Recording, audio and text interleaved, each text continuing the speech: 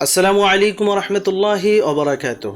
আলহামদুলিল্লাহি ওয়াকাফা ওয়াসালামুন আলা ইবাদিহিল্লাযিনা ইসতাফা, আম্মা বাদ। সম্মানিত দর্শক শ্রোতা, প্রিয় দিনী ভাই বোন, আশা করি সকলেই ভালো আছেন। আমিও আলহামদুলিল্লাহ ভালো আছি।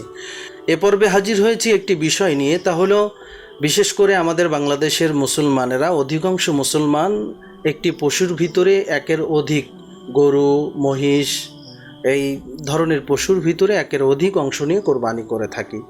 তো একের অধিক যখন অংশীদার নেওয়া হয়, অর্থাৎ আমার গরুর ভিতরে আরেকজনকে যখন অংশ দেব, তখন সেই অংশীদার যদি হারাম উপার্জনকারী হয় বা সুদি কারবারের সাথে জড়িত থাকে, যেমনটি সুদি ব্যাংকের সাথে বা সুদি ইন্স্যুরেন্সের সাথে যদি সে জড়িত থাকে, এরকম হারাম উপার্জন আরও হতে পারে, বিভিন্ন ধরনের হারাম উপার্জন আছে।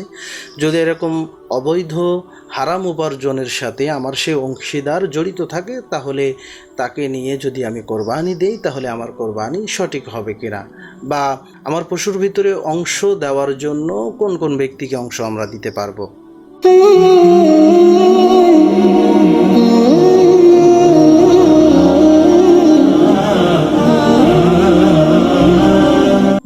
তো কোরবানি করার জন্য আমরা যখন পশু ক্রয় করি, আর সেই পশুর ভিতরে যদি একের অধিক ব্যক্তি অংশ নেয়, তাহলে আমাদের খেয়াল রাখতে হবে, যদি কোনো অংশীদার তার হারাম উপার্জনের সাথে সে জড়িত, তার উপার্জনটা, তার আয় ইনকামটা হারাম, যদি এরকম ব্যক্তি পাওয়া যায়, তাহলে দেখতে হবে যে ওই ব্যক্তির অধিকাংশ ইনকাম হারাম কিনা।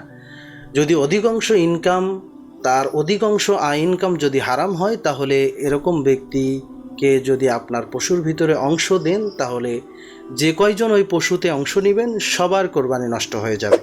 একজন হারাম উপার্জনকারীর কারণে 7 জনের কোরবানি নষ্ট হয়ে যেতে পারে, 5 জনের কোরবানি নষ্ট হয়ে যেতে পারে। অর্থাৎ অংশীদারের ভিতরে কেউ যদি অধিকাংশ হারাম উপার্জনকারী হয়, তাহলে তাকে অংশীদারিত্ব দেওয়া যাবে না। কোনো ব্যক্তি যদি সুদি ব্যাংকের সাথে, সুদি এনজিওর সাথে বা সুদি ইন্স্যুরেন্সের সাথে যদি জড়িত থাকে, তাহলে তার ক্ষেত্রেও দেখতে হবে যে ওই ব্যক্তির হালাল কোনো ইনকাম সোর্স আছে কিনা। যদি ওই ব্যক্তির হালাল কোনো ইনকামের রাস্তা থেকে থাকে, তাহলে তাকে অংশীদারিত্ব দেওয়া যেতে পারে, এবং তাকে বলতে হবে যে, তাকে জিজ্ঞেস করে নিতে হবে যে আপনি আপনার কোন ইনকাম দিয়ে এই কোরবানিতে অংশ নিচ্ছেন। সে যদি আপনাকে আশ্বস্ত করে যে আমার অমুক জায়গায় এরকম হালাল ইনকামের ব্যবস্থা আছে, আর আমি সেই হালাল ইনকাম থেকে কোরবানিতে অংশ নিচ্ছি, তাহলে সেই ব্যক্তিকে কোরবানিতে বা আপনার কোরবানির পশুতে অংশ দেওয়া যেতে পারে, অংশীদারিত্ব দিতে পারেন।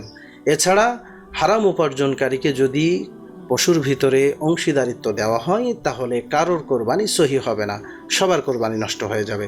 এজন্য আমরা বিশেষ করে অংশীদারিত্বর ক্ষেত্রে আমরা যাদের সাথে অংশীদার হয়ে কোরবানি করব, তাদের ব্যাপারে খুব ভালোভাবে যাচাই বাছাই করা দরকার, যে তারা কোন পথে উপার্জনটা করে আনতেছে, তাদের হালাল ইনকাম নাকি হারাম, এ বিষয়টি আমরা খুব ভালোভাবে খেয়াল রাখব।